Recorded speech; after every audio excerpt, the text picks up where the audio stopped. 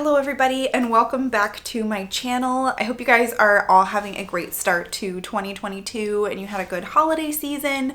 I had intended to upload this video back in 2021, like around Christmas time, and for many reasons it didn't happen. I had food poisoning over Christmas and was pretty sick, honestly. I lost like 10 pounds and yeah, it was just kind of a rough holiday season, honestly, but I feel very refreshed that it is 2022. And even though this video is a little bit late, I really wanted to make sure that I got to chat with you guys about my favorite books that I read in 2021. Overall, this past year, I ended up reading 43 books, which was a little bit under my goal of 50 books, but I was still really happy that I read that much. So I've selected my top 12 books of the year to chat you guys through. And of course, I'm going to be counting down from my 12th favorite all the way to my favorite book of the year, which is going to be the last book that I mentioned. So without further ado, let's go ahead and get into the video.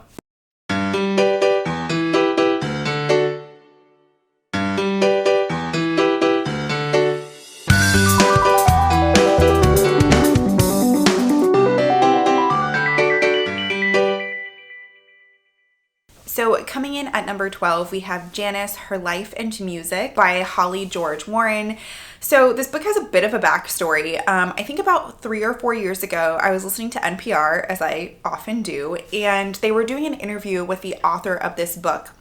And she was just talking about Janice Joplin, which is a name that I've definitely heard before, but before I listened to this interview, I didn't know that much about her. I knew she was a musician, I knew she was kind of around the 60s/70s, but that was about it. But I remember just being so invested in this interview. And at the end of this interview with the author, she basically said that, she had come out with this new book.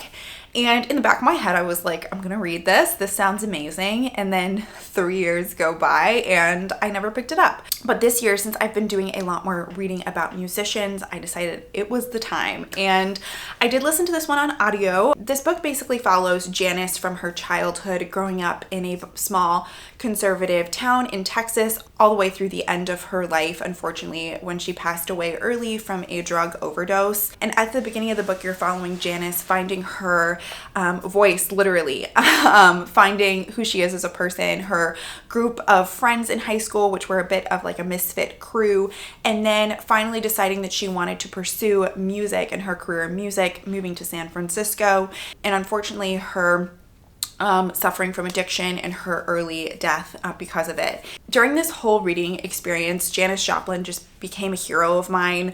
The way that she lives fully in every moment, her voice, her passion, the way that she wasn't scared of what people thought of her in the environment where she grew up in, and she just went for it. I loved reading about her insecurities and the more difficult moments in her life and the things that she struggled with throughout her entire life. And most importantly, though, I love discovering Janice Joplin's music, which has been a huge part of this year.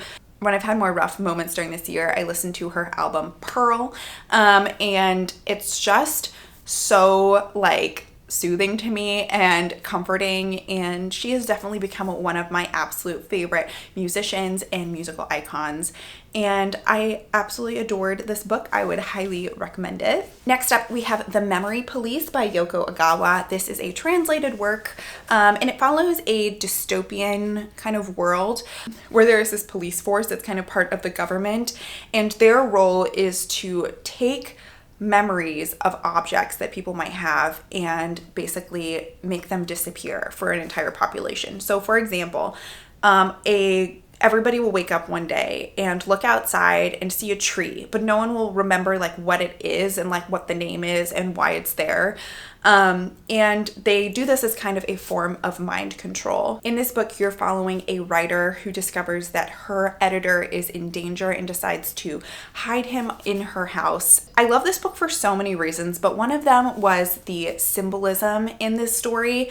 I think that there are many different ways that you could kind of read this story and interpret it. And I think that that was one of the most powerful things. But for me, I really took this book as kind of an interpretation of grief and how there are things in our life that are missing for each of us. And that loss can be so hard, even if it's just everyday things that you see, or everyday things that used to be in your life and are now not, as they were in this story. This book really delved into the idea of resilience and rising above the hardships that we face.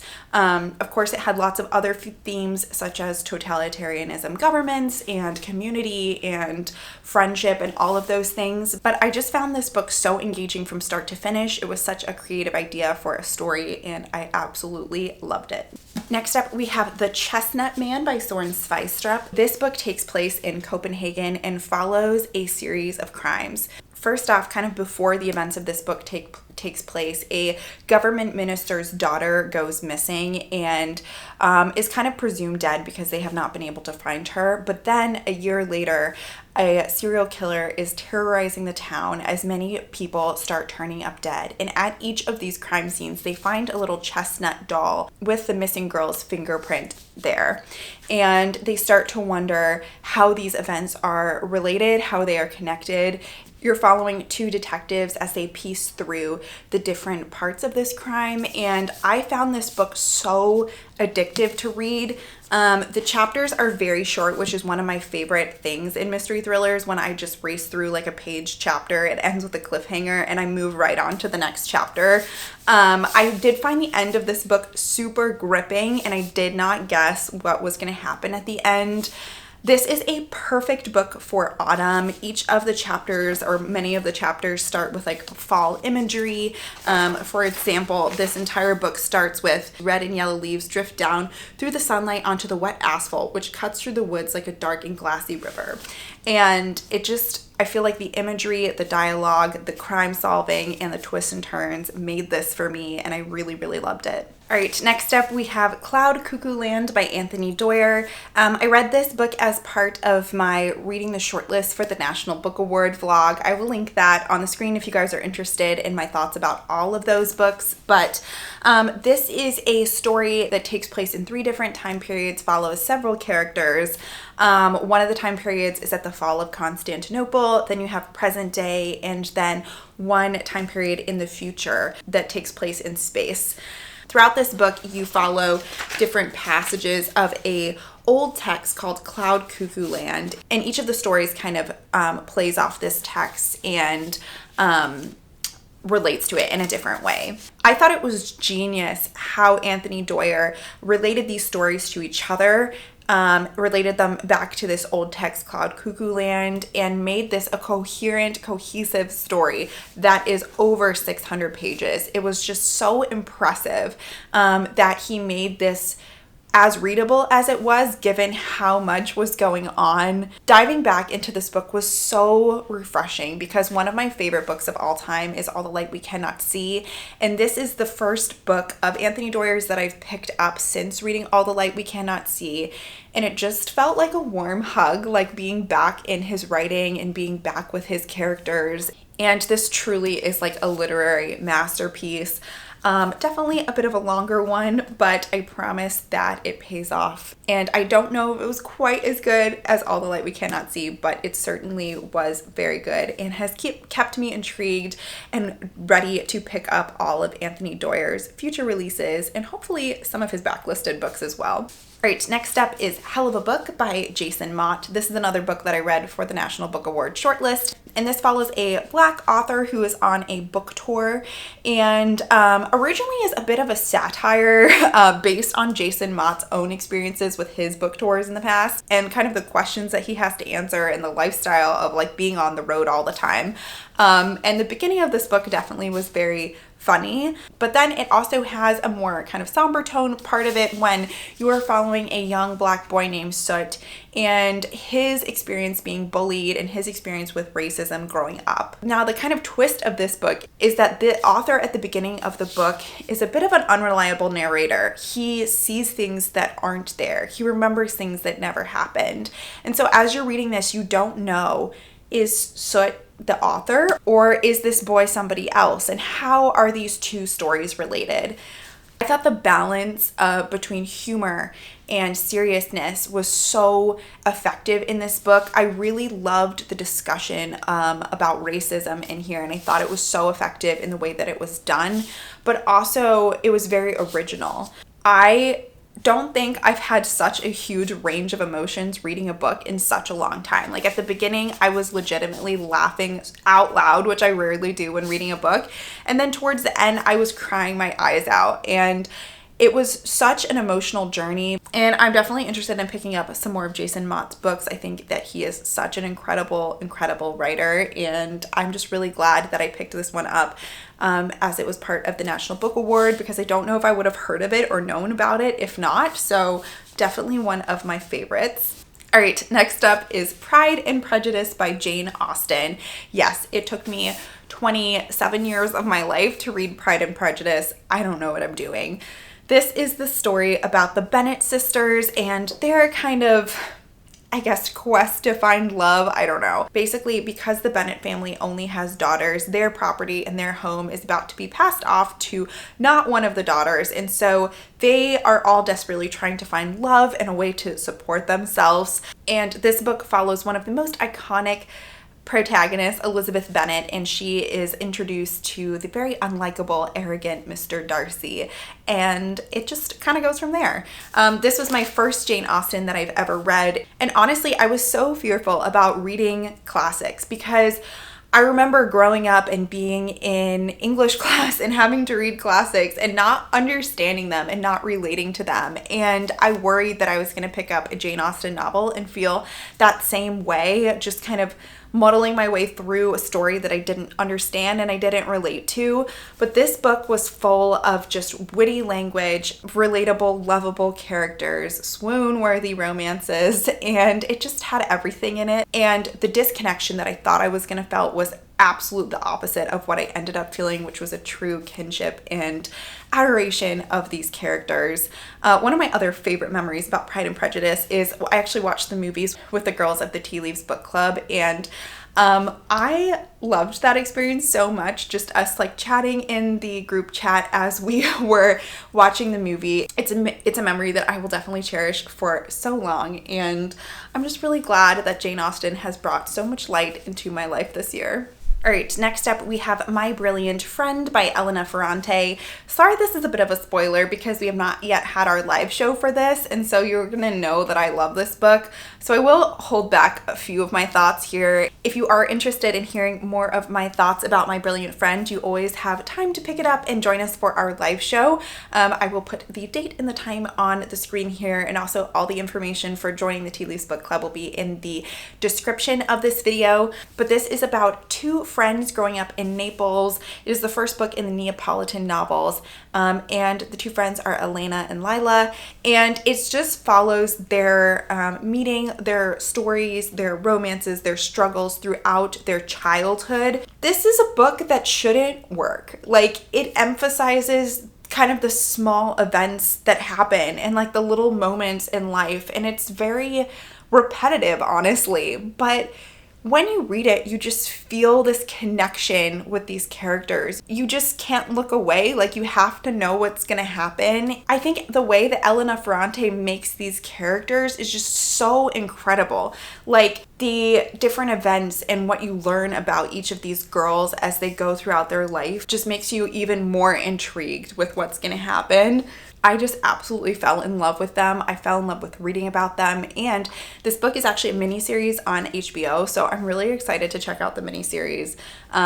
This is one of the best paced novels I've read in such a long time. There was not a boring moment about it, and I already have the second and the third book on my shelf. I believe there's a shorter fourth book, which I don't own, but I'm really excited to see where this journey with these two girls goes next, because this was such a treat. All right, next up is Transcendent Kingdom by Ya Jassi. This was on the short list for the Women's Prize, but I personally read it at the end of 2021 as part of my Reading the Most Hyped Books of 2021 that I haven't read yet vlogs. I will link that down below if you're interested in hearing all of my more detailed thoughts. Largely, this is about the kind of relationship between science and religion. And the story follows a Stanford neuroscientist, and she, of course, is very involved and engaged in learning the science of the mice that she works with, their brains, and how different like neural circuits work together. And she specifically studies addiction in mice, but you quickly learn that she studies this because of a tragic thing that happened in her past, which was her brother passed away from a heroin overdose after being prescribed opioid medications for a sports injury. And in this book, you're following kind of her past growing up with her brother and dealing with his addiction to opioids, her relationship with her mother, which is very close, but also her mother is struggling immensely with the loss of her son.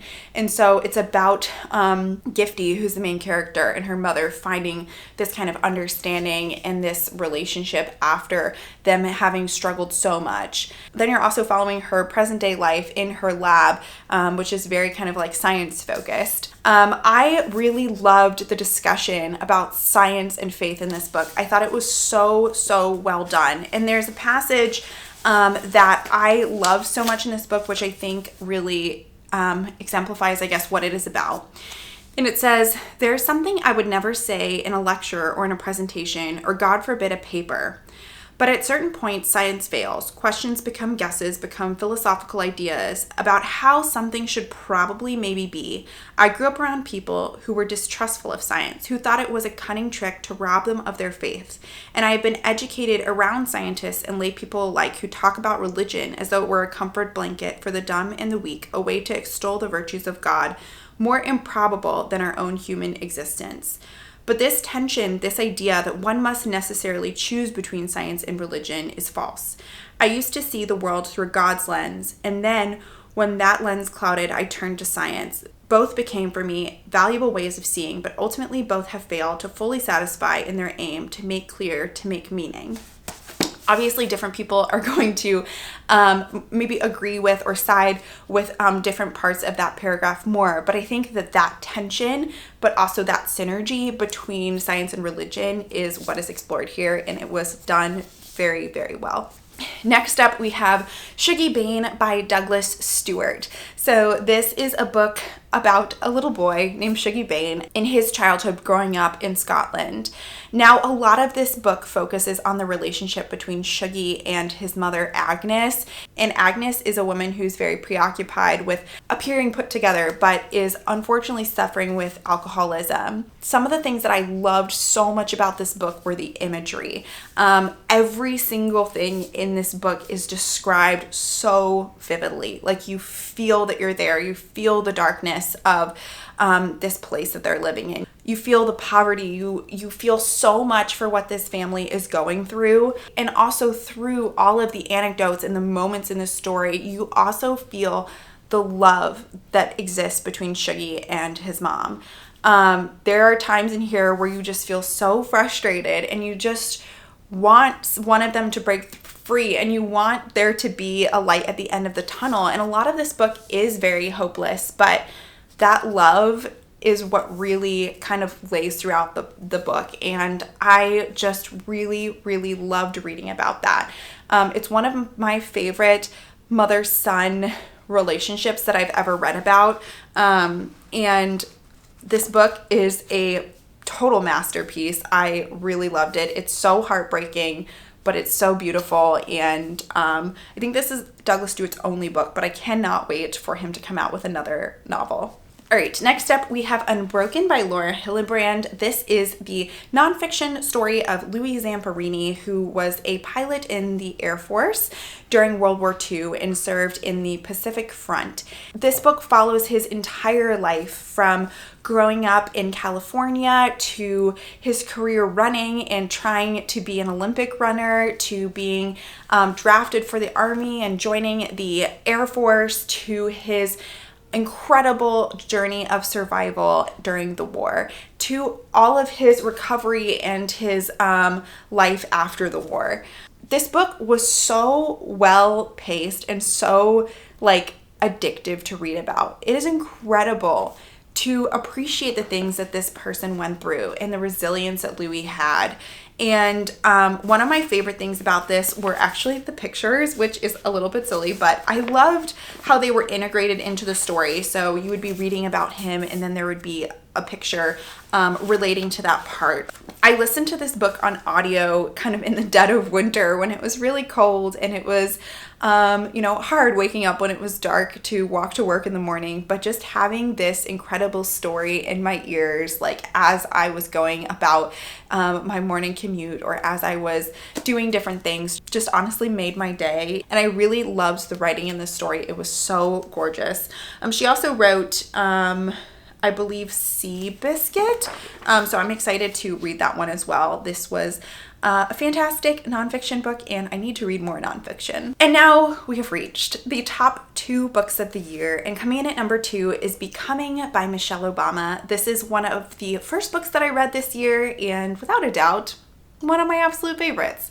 So Michelle Obama has been an icon of mine. I look up to her so much, and this is the story of her life.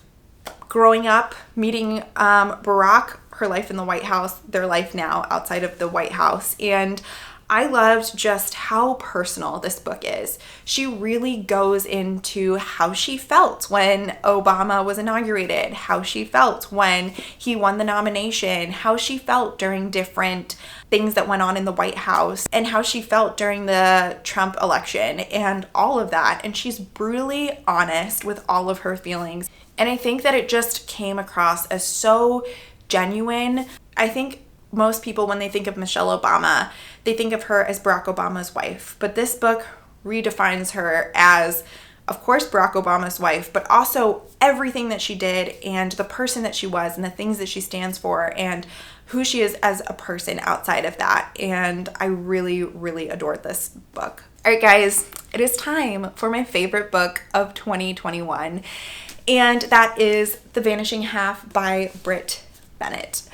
I picked this book up because my mom had read it and she was like, "You have to read this, Sophia. You're gonna love this book. It's so good." And I was like, okay, I'll read it.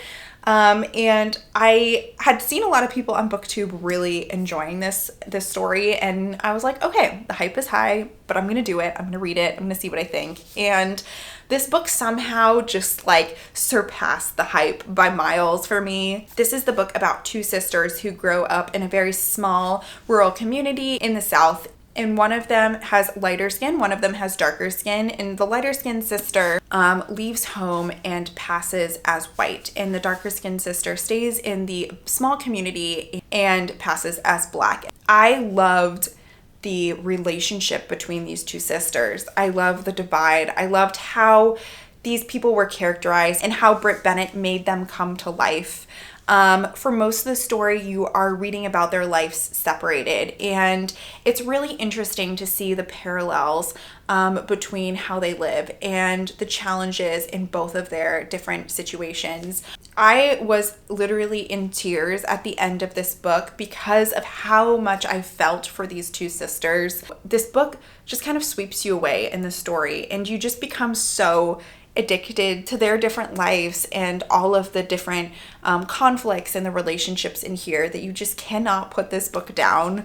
I think at the heart of this book is a really important discussion about colorism. And this was just such an important but heartfelt and beautifully written story that, of course, is my favorite of the year. And I'm so excited to read Britt Bennett's other books. I think she has one more out, The Mothers, which I own. I'm not sure if she has any other books or any new books coming out after. I didn't see any on the 2022 releases, but let me know if you've heard anything about more Britt Bennett books coming out because I need them in my life.